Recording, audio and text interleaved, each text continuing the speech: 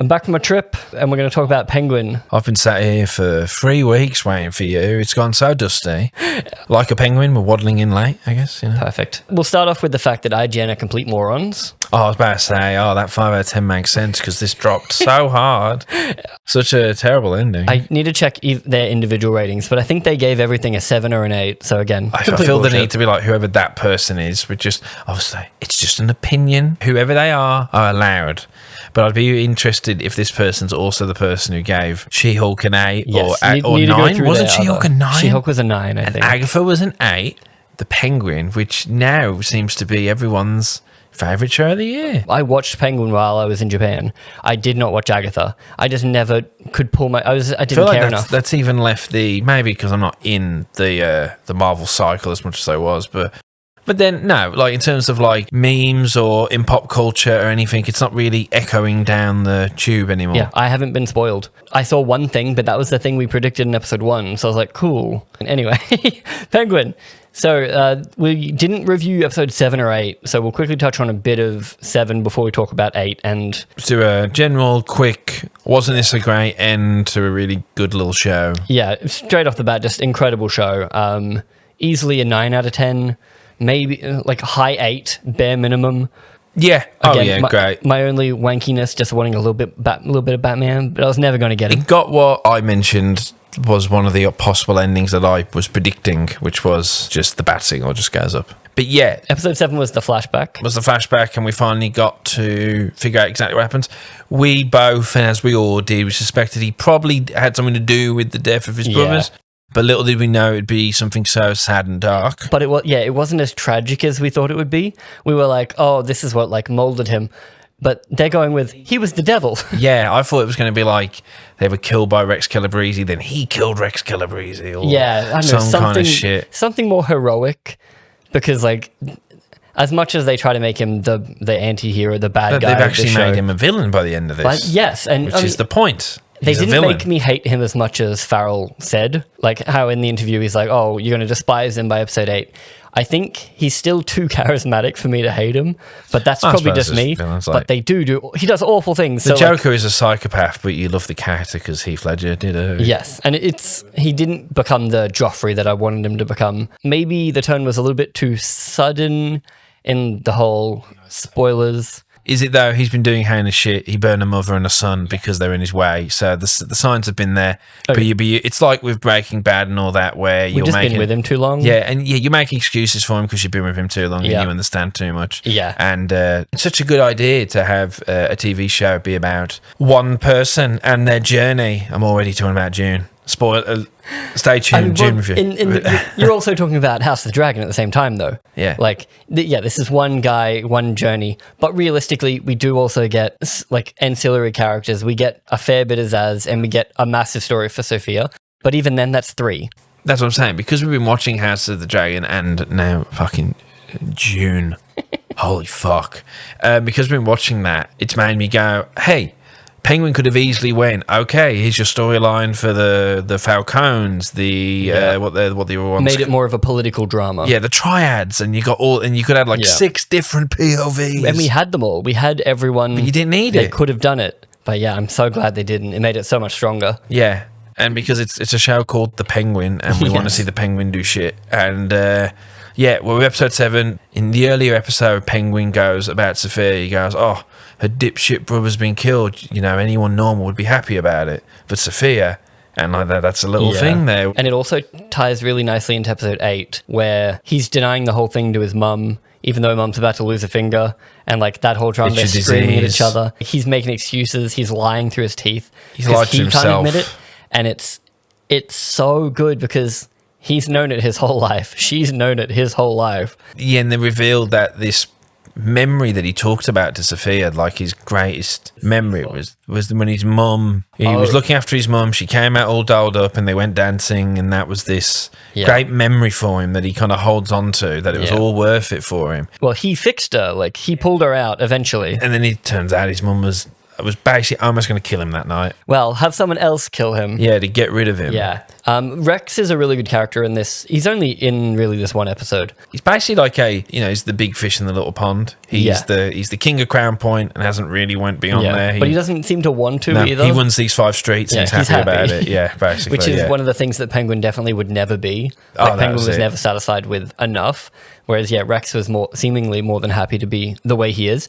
And he needs people like Penguin, or he needs lackeys. Paying them doesn't get loyalty. What gets loyalty is he finds people with daddy issues or no dad, so that he becomes their dad. It. And then that's not, I was about to say Zaz, that's Victor. Because Victor has no dad because he's been deleted in the Penguin's flood. Done just that. Yeah, and he's with that because Penguin never knew that form, but he's picked it up over time. Rex didn't need Penguin to have loyalty or daddy issues because he's got the mum, and he's like, the mum can control him. She's like, Penguin can do great things if you mold him. You can take that and you can mold him. And she's like, I don't know, maybe we'll just kill him. What's fucked up is that his whole drug operation was in the grave of his brothers. And he was nostalgic about it too, that coin. But that was the memory that he remembered, that he's fucked up, that he locked them in there. Which is another reason we thought it was going to be a bit more tragic. He's like, I'm doing this for my brothers. I lost them, but this is not, he's a psycho. And they said it as, when he shut the door on them and it locked, he didn't think much about it. He was just annoyed with them. But then when he saw it was raining, they say he twinged on that it was raining, and then that's when he chose to not do anything about it. And then every moment from then, he's making the conscious choice not to tell the mum, not to let them out, not to go back. Because he's a kid, I guess. He's not as clever as he thinks he is when he's 11 or 12. Yeah. They just got trapped down there. They were being silly. He goes, no, he would have done that. There's no way. There's no way. And she says, I've got the devil in my house. We were talking the whole season about how she's a massive bitch to him. She couldn't not hate him. And we assumed she must have been involved in the gangster life or was betrayed somehow. It turns out she just wanted to give him some kind of direction, and then maybe in the back of her head, in this job he's in, he will get killed by a stray bullet. She decided that Rex shouldn't kill him. He was going to go for a ride with Rex later that night and get popped, I assume, or dumped in the river, or the exact same fate the brothers got. Yeah. But then at some point when he's giving his little speech about how he sees her like no one else does, a little bit of her selfish ego comes back, which is, again, a lot of what Oz is. She's very similar to Oz. Because she said, I always knew Oz was needy. He always wanted a bit more he attention. was always so fucking needy. And we see that at the start where he wants to look after her and he wants to be. But she's also needy too. Yeah. Because otherwise she would have just killed the devil. And I forget who the young actress is who played the mum, but I've seen her in 1 or 2 other things. And she's not in much, but she is good. But the mum deserves an Oscar for that scene. Well, for that whole flashback episode, really. She's incredible. And then in the beginning portion of I was episode very 8, curious about when they go into the next one, because they had the young version, but then for the next one, they just decided to have the modern day mother. They didn't flash back to the younger. I think it was a better idea. I did think that too, and they set it up enough that you understand she's reliving the memories as her current self. But I thought to myself, I wonder if the actress wasn't available or couldn't hit the accent as well. I don't know. Who knows? Having the mum do it was way better. To do that because she's reliving the memories. It got past I hate flashbacks. We know this, but it got past that because it was her having a dementia episode via sci-fi Dr. Rush therapy. And it's also a way to tell Sophia all this stuff while telling us this stuff. I'm like, this is a good way to do it. It is. And the Penguin storyline for episode 7 is Sal Maroni is coming in for the kill. Yeah. Seem to finally have it all. But then they break out. Penguin's got loyalty amongst the Crown Point guys because he spent weeks doing it. They have a fight. They have the easiest takeover of that little underground drug operation ever. There's one guard that is like, huh? And then gets shot 3 times. It's like, my guy, have a fence. Yeah. Have I guess the cockiness of being hidden and they're in a home base. But then Sal gets... It's convenient. It was a little bit... Look, the show's really good overall, but we had 8 episodes and they did the best they could with... if there was 10 episodes, maybe some things. But I'm not saying just because there's length. I think there was a good choice of we know where this is going. But Sal takes over for about a minute before a scuffle happens. And then he has a heart attack because he has a heart attack. Old. And also he's coming off some bad injuries. Yeah. And then I did and I was hoping that he did it, that Penguin then shot him a few times in this to make it look like he won killed him. Square. Yeah, he won. And he said that, he goes, I beat you, Sal. He needs it to be known that in that moment, moment. He was angry that he just died. Yeah, that it wasn't an earned moment for him. Same thing he does to his mum when he's like, be proud of me. Like, he needs that recognition. Exactly. He needs that status. And he couldn't get that from a corpse. Couldn't get that. Shoots him. So then he retakes over, tries to organise with Sophia the drop of the mum, but then turns out Sophia's then just bomb. It is very much like Penguin gets captured, Penguin escapes, Penguin captured, Penguin escapes. Has to go into the place where he killed his brothers. Like, he goes through the door because the explosion's happening. And then in any normal or in any other series, the next episode would be this like corpses down trip. There? I thought corpses, but no, they took the kids out, it's revealed. Yes. But the whole tripping out, seeing the ghost of your brothers. You left us down here, Ozzy. He doesn't. No remorse. Jumps right back None up. Of that. Then, the drugged out cop picks him up.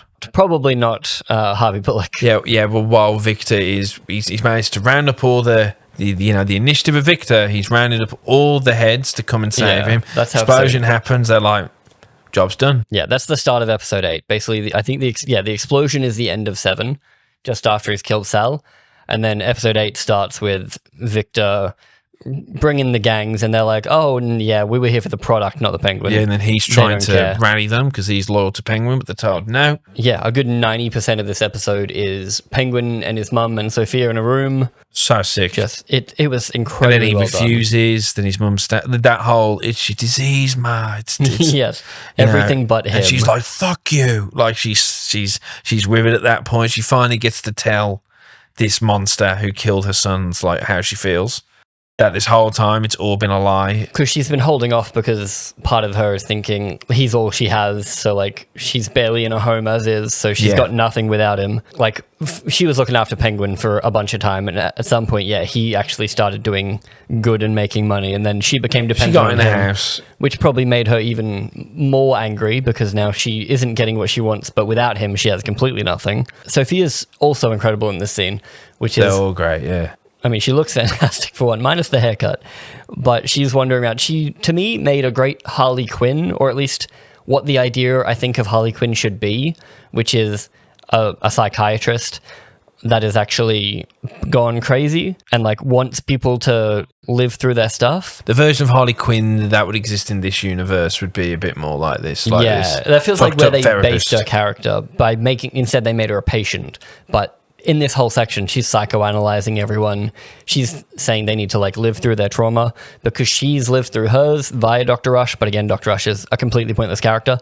And the only reason he exists, I think, is to do this one therapy session. It's very strange. He's the one, like, what was that about with that guy? Because we thought he would have more of a purpose, but his purpose really was just to red light therapy the mum. Yeah, eventually. And her and Sophia's doing it too. And he says like 3 lines that entire time while Sophia's the one kind of like guiding everything. So he really is just a tool. And I'm like, I didn't need a whole character being like weirdly horny at her. And Sophia, it all became about revenge. Like Sophia in the last episode, she had the bit where she saw the daughter and the daughter was cutting herself and she's kind of having to deal with the pain of that just caused someone. Like, I don't know. Well, she's turned someone else into her, and that was exactly what she didn't want. It's become all about killing the penguin. Like, that's all she wants because he's to blame for everything. And then go on a holiday. She was full on leaving Gotham. Yeah, well, she burnt her entire house to the ground. This is all about the penguin making his big moves. Maybe, if you want to be critical, maybe all comes together a little too smooth. Like the whole, like, why are you smiling? Here's the penguin. They're all on my side, and it's not that big of a problem. It's all sensical, at least. Like, you can see the clear path, and like you can. And good old Victor with all the initiative, he did all that. Like Victor's the one who organised everything together. He gets with the his equivalent. Like that's the big reveal. Yeah. It's all the Victors, the underdogs who kill the top guys, which is the whole thing. That's what Penguin's done, which is partly the reason probably why he does what he does with Victor. But a little bit. Yeah, Sophia's trying to get them to admit what's going on. She's like, even though everyone knows, even though you both know, sometimes it's good to hear it. Yes. And she's just like about to cut the mom's finger off. They're both squealing at each other, and it's so intense. I loved it so much. Like, how can you give this episode probably is a 10 just for that? Yeah, like so good, especially performance-wise. And even though you know where this is going, you know, in a show called The Penguin, with the Penguin, who's probably going to be in the next Batman film. He's going to be in a different position than what he is. I think it was nice that he found that politics were the true power. This is what...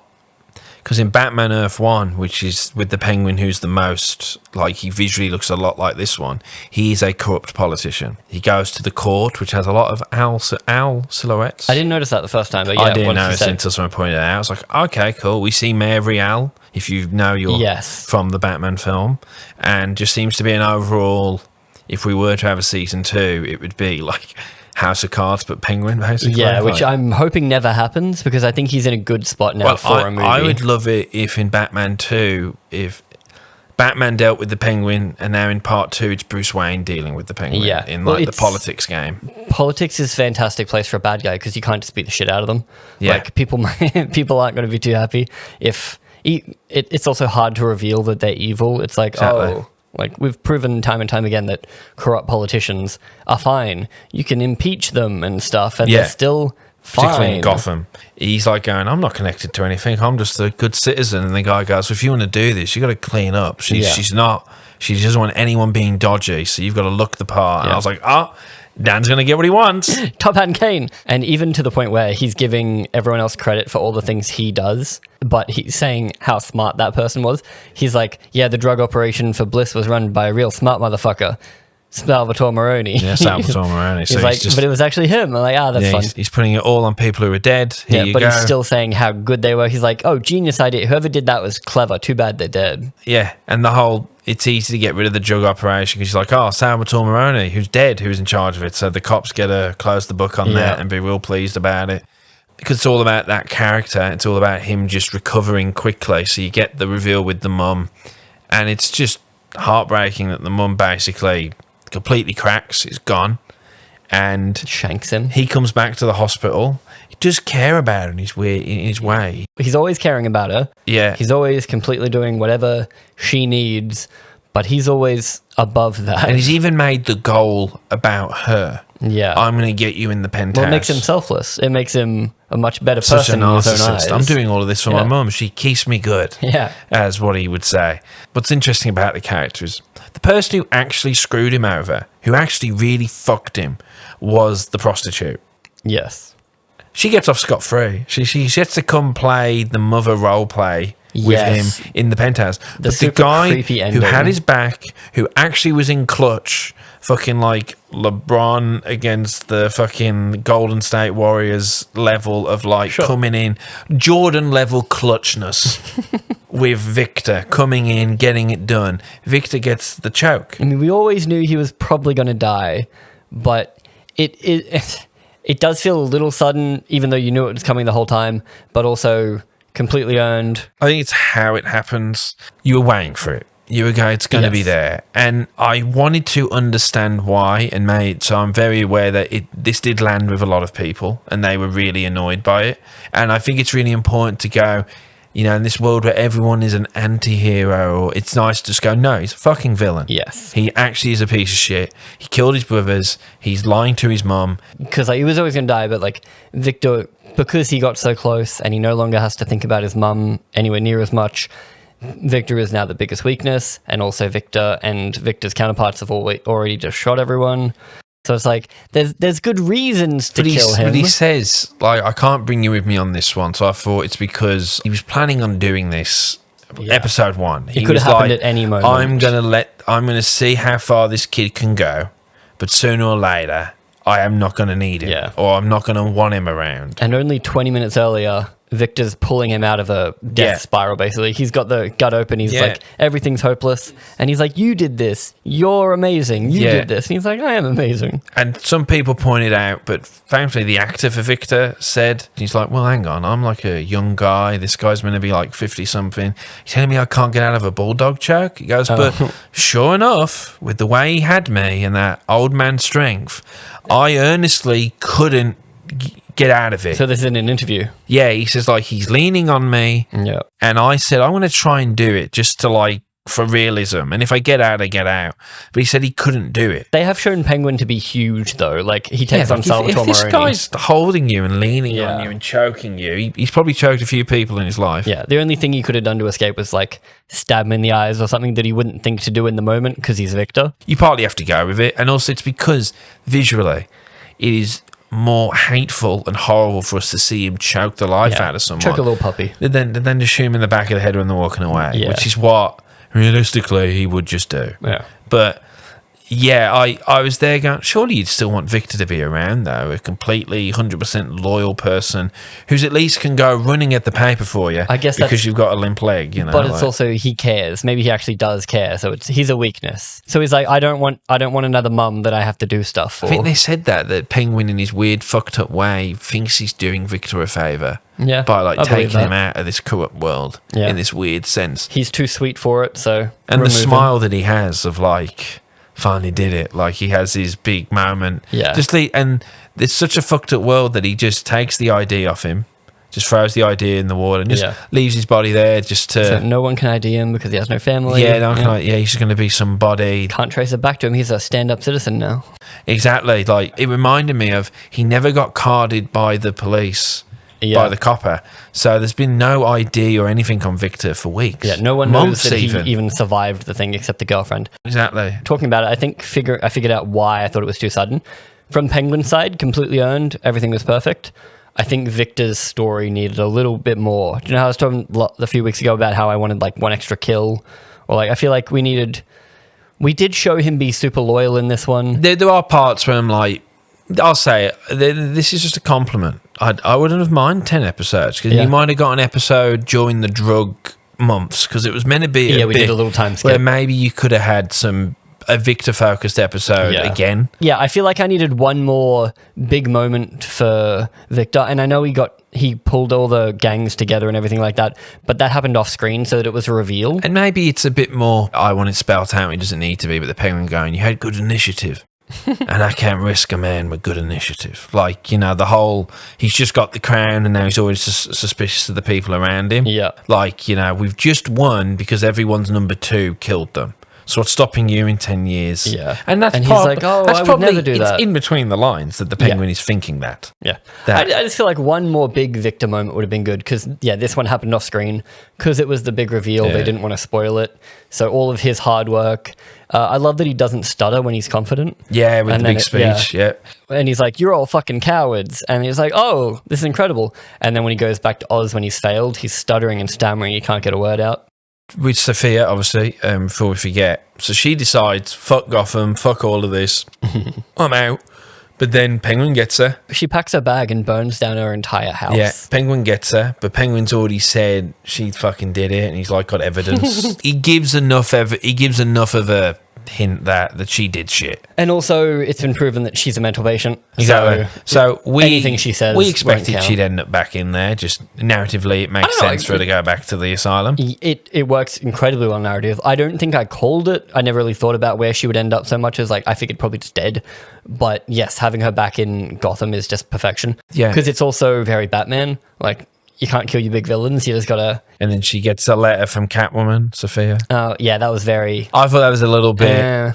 You know, at least it wasn't like... She didn't rock up. Selena Kyle didn't stand in the doorway. Or Riddler isn't there, or Joker's like, she's not hearing her, riddle me this, or something. Yeah, it could have been worse, I guess. Maybe they did spell it out a little bit too much in the way that he hands her the letter and he's like... It's from your sister. It's from your sister. Yeah. I'm like, you could have just said Selena Kyle, and then everyone in the know is like, Everyone else is like, I wonder why, and maybe they Google it. Because then it's just a little story seed of Prison Break, Batman 2 or something. It's little things that you never know might occur.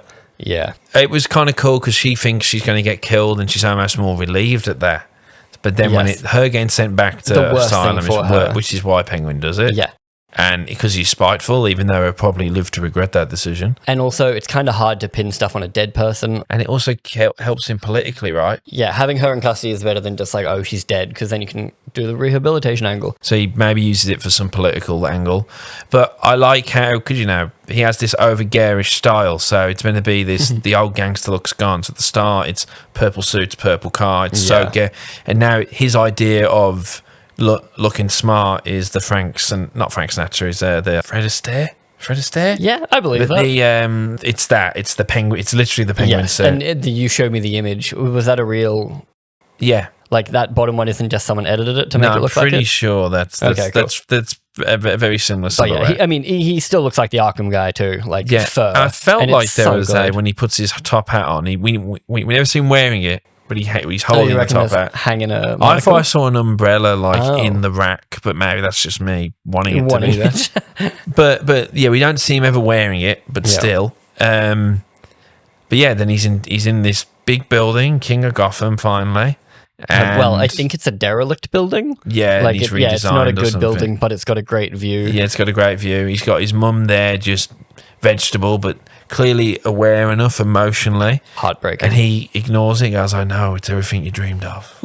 he sees what he wants to see. He sees what he wants, So and then fucked he's up. got that woman Yes, dressed as that his took mum me- That took me a in the full night out second. in the club outfit from that special night. He wants her to say, because Yeah. all he wants is, "Tell me you're proud of me, Mom. Tell me you're proud of me." Yeah, it took me a full few second. I'm like, oh, he's crazy now, and I'm like, oh no, that's the oh god damn it. Yeah. Like it's very disturbing, very very And good. then it I love pans out, and we get the Batman Part 2 coming, the Bat single. I'd say IGN. Yeah, fuck it. You got what the fuck are you lot watching? Whoever you are, man, woman, I don't know, but what were you watching? Did they just watch 4 episodes of the whole season? Even if you were to watch 4 episodes, we're still like, this is good. This is tight. This is good. I'm not saying it's fucking Sopranos, Breaking Bad move over, but I'll say it here on the record that's in terms of live action superhero or comic book stuff, TV. Yeah. I think it's better than any Disney Marvel thing. For its entire run, yeah. As in, like the first two or 3 episodes of WandaVision were crazy cool, but yeah, it fell off. This is for me up there with season 1 Daredevil, season 1 Jessica Jones. Yes. Yep. Really That's a great way to put it. Yeah. Top quality. Like, I love season 1 Daredevil. That is like the best adaptation of Daredevil. Yeah. That And season 1 will Jessica be. Jones blew my mind. So Like, fucking good. And then So, that yeah. dropped off so hard as well. But season still. 2 of Jessica Jones, oh, that hurts. Yeah. But yeah. this, I think that's a good way to do it. So this is up there with Jessica Jones and Daredevil, easily. For sure. But also completely different. Like, it shares almost nothing with them apart from the fact it's a superhero-y. And as like- in its comic world, I guess, because he's not even a superhero. Yeah, just comic book, Yeah. we'll say. But then Jessica Jones isn't really. But you know what I mean. We got semantics. That's detective story. Visually incredible, feels so grounded. The same way when 2012 I watched season 1 of Arrow and was like, this stuff feels like a film. Yeah. And then I watched Daredevil in 2015 going, man, this makes Arrow look like shit.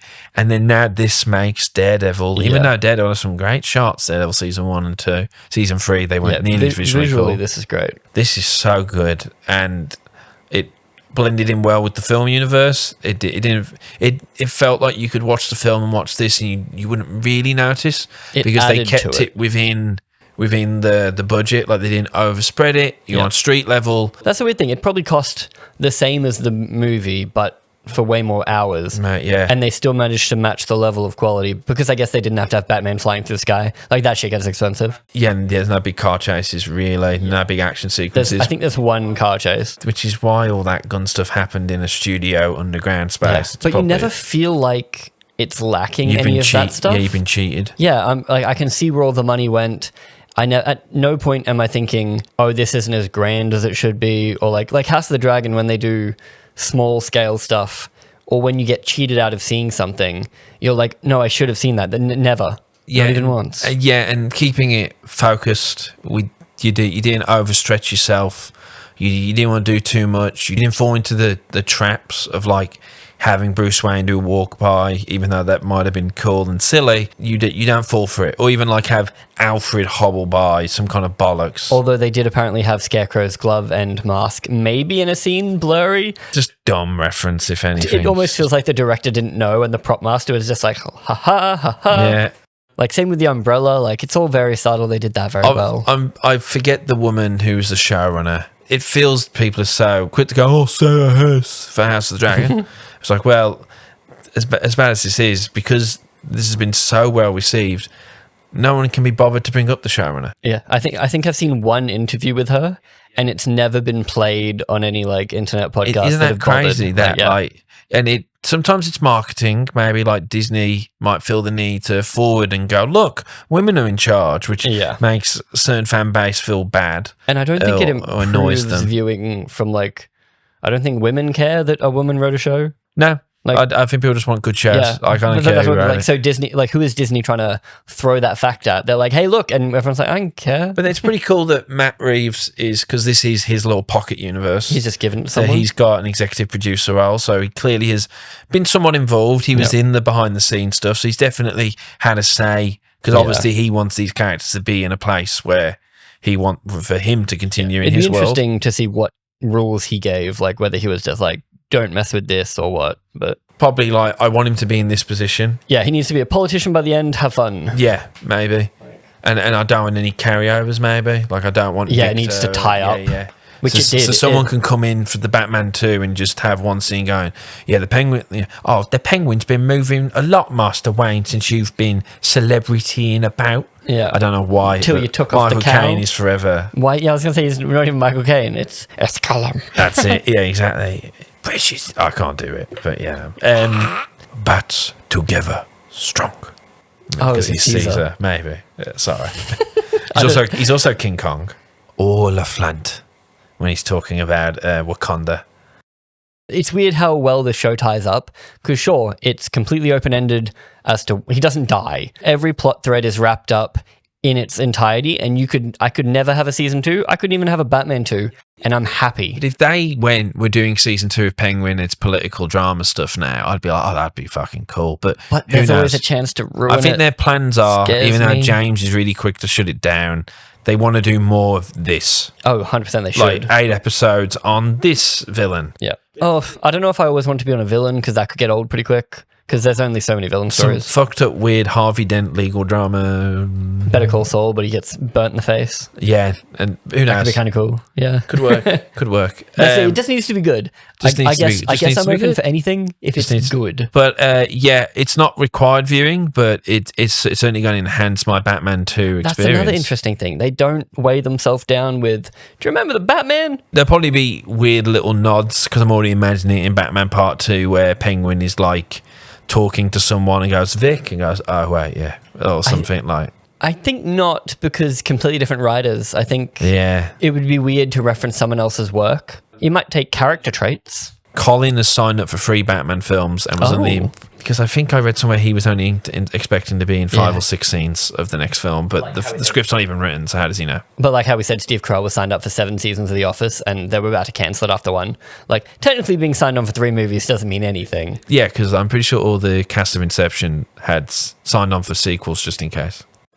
Like Nolan was maybe thinking. I would rather that than Tenet. Isn't it crazy that Inception was such a franchisable, it's his most franchisable idea. I guess he never did it again. Yeah. He never went for it again.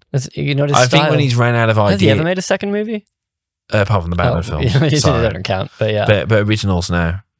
Overall, I think this is a great one-off season of television. It's the best it's the best comic book show they've done. It's better than anything Marvel's put out in the last 5 years. It's better than most shows we've seen recently. It beat House of the Dragon. Like, not all of House of the Dragon, because we did have high points, but it didn't dip for me. Like, the season was good the whole time, and that's a hard thing for any show to do, is to not have an episode where you're like, oh. But it's just not as good as Agatha or She-Hulk.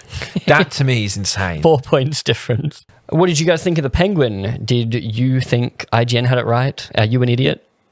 Are you an ignorant person? Oh, I can't spell ignorant without IGN. Oh, burn. I don't know I hope that's never been done. Of course it has been. Damn it. Did you not know? No. That's like the most obvious 2014 shit. You didn't earnestly have never heard the ignorant. No, every comment I ever see is She-Hulk got a 9. She-Hulk got a 9. Fuck.